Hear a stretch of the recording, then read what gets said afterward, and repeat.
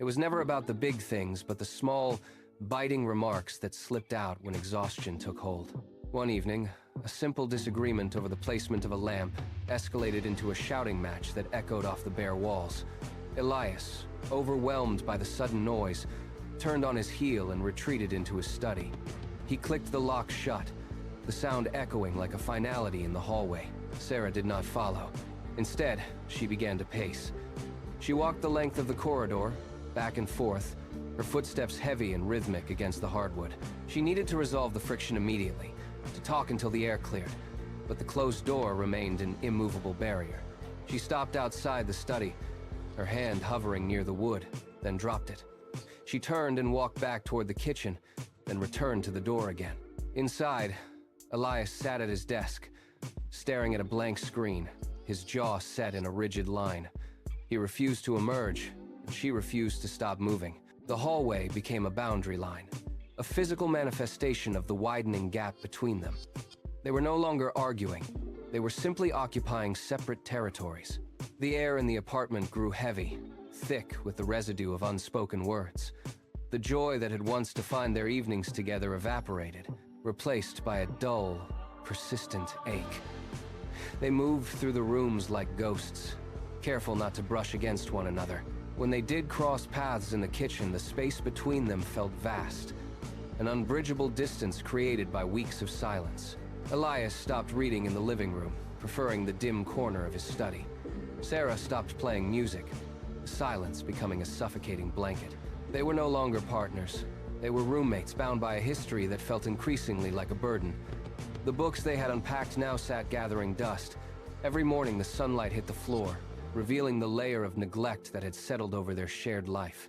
They would sit at opposite ends of the sofa, staring at the wall, each waiting for the other to initiate a conversation that neither knew how to start. The erosion was quiet, relentless, and absolute. The warmth of their reunion had long since cooled, leaving behind only the cold, hard reality. Dinner became a ritual of avoidance. They sat across from each other, the table acting as a barricade that neither dared to cross. The steam from the food rose and vanished, ignored.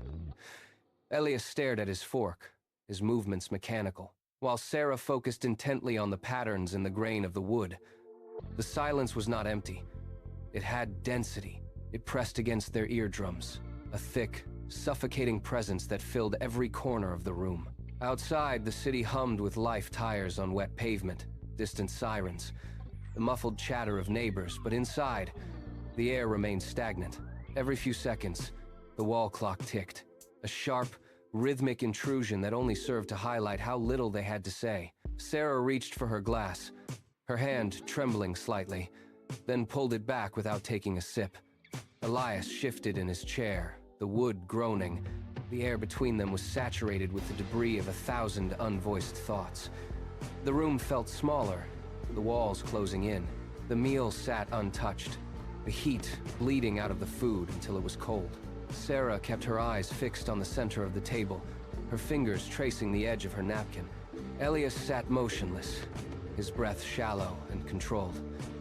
The only sound in the room was the low, distant hum of the refrigerator. He stared at his plate, the half-eaten portion a testament to the appetite he had lost hours ago. Every muscle in his body felt coiled, tight with the effort of maintaining the facade of normalcy. The stillness was absolute, a vacuum that seemed to pull the oxygen from the air. He shifted his weight, the chair legs scraping against the floorboards. He simply reached out, his grip tightening on the edge of the ceramic plate. With a sudden, forceful motion, he shoved it away. If you made it this far, you already know the vibe. Hit that like button, subscribe for more, and don't miss what's coming next. New content, real stories, every week. See you in the next one.